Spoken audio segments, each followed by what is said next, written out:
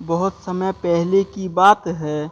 किसी स्थान पर एक महात्मा वर्णकोटि बनाकर निवास करते थे। महात्मा बहुत शीलवान, परम दयालु और निष्प्रदयी थे। जहाँ वे एकांत में एकाग्रचित्त होकर ईश्वर का ध्यान करते थे, तो वहीं दूसरी ओर अपने पास आने वाले दुखी लोगों के दुख का निवारण भी अवश्य करते थे। उनके सद्गुणों और सेवा कार्य से भगवान उनसे बहुत प्रसन्न हुए। उन्होंने वरदान देने के लिए एक देवदूत को धरती पर उनके पास भेजा। महात्मा ने देवदूत का हृदय से सत्कार किया और उनसे उनके आने का कारण पूछा। देवदूत ने उनसे कहा, महात्मन, ईश्वर आपकी भक्ति से, सेवा कार्य से बहुत प्रसन्न हैं, इसलिए वे आपके वरदान में कोई दिव्य शक्ति देना चाहते हैं। उन्होंने मुझे आपके पास यह पूछने के लिए भेजा है कि क्या आप लोगों को रोग मुक्त करने की शक्ति प्राप्त करना चाहेंगे। महात्मा ने विनम्रता से उत्तर दिया, देव भगवान मुझ पर प्रसन्न हैं। यही मेरे लिए सबसे बड़ा वरदान है। मुझे कोई और शक्ति नहीं चाहिए। मैं परमेश्वर के विधि विधान में कोई हस्तक्षेप नहीं करना चाहता। जब महात्मा ने रोग मुक्ति होने की शक्ति लेने से मना कर दिया, तो देवदूत ने उनसे कहा, तो आप दुष्टों को सत्मार्ग पर लाने की शक्ति ग्रहण करें। बाबा ने यह कहकर मना कर दिया कि पापियों को सत्मार्ग पर लाना तो आप जैसे देवदूतों का काम है। देवदूत बड़े आश्चर्य में पड़ गए। उन्हें विश्वास नहीं हुआ कि महात्मा ने इन शक्तियों को लेने से मना कर दिया था। वे उनकी शक्ति भावना और अनासक्ति से बड़े प्रसन्न हुए।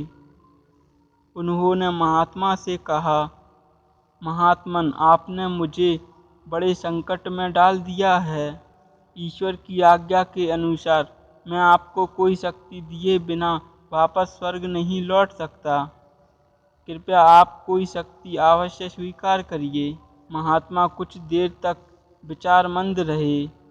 फिर उन्होंने देवदूत से कहा, ठीक है, अगर आप मुझे शक्ति देना ही चाहते हैं तो यह वरदान दीजिए कि भगवान मुझसे जो भी शुभ कार्य करवाना चाहे वे बस होते चले जाएं। मैं जहाँ से भी गुजरूं वहीं से लोग रोग मुक्त होते चले जाएं। देवदूत ने कहा, ऐसा ही हो। उन्होंने महात्मा की परछाई को रोग मुक्त से संपन्न कर दिया। फिर वह वहाँ से चले गए। इधर महात्मा जहाँ भी जाते वहीं लोग स्वस्थ होते चले जाते। ना तो महात्मा को ही लोगों को यह पता चल पाता कि कैसे उनके कष्ट दूर हो गए। महात्मा को इसका कभी बोध नहीं हो पाया कि वह ईश्वर के कितने करीब थे।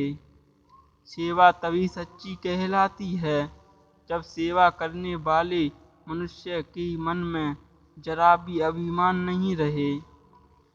एक मशहूर कहावत है कि जब दान दिया जाए तो इस तरह से दिया जाए कि दूसरे हाथ को भी पता ना चले। अभिमानी रहते सेवा संभव नहीं है। जो सेवा के बदले नाम की चाहत रखता है वह कभी सेवा कर ही नहीं सकता, क्योंकि कृतज्ञता का गुण प्रत्येक मनुष्य में होता ही नहीं है और प्रसन्नता न मिलने पर वह सेवा कार्य छोड़ बैठेगा। याद रखिए, सहानुभूति, दया और उदारता के बिना सेवा संभव नहीं है। महात्मा गांधी ने भी कहा था, जो मनुष्य जाति की सेवा करता है वह ईश्वर की ही सेवा करता है।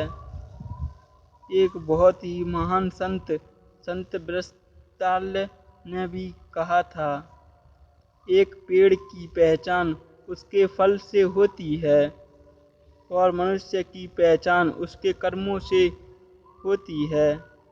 एक अच्छा काम कभी गुमनाम नहीं रहता। जो सम्मान का बीज बोता है, परिणाम में मित्रता की फसल पाता है, और जो दया को बोता है, वो बदले में प्यार पाता है।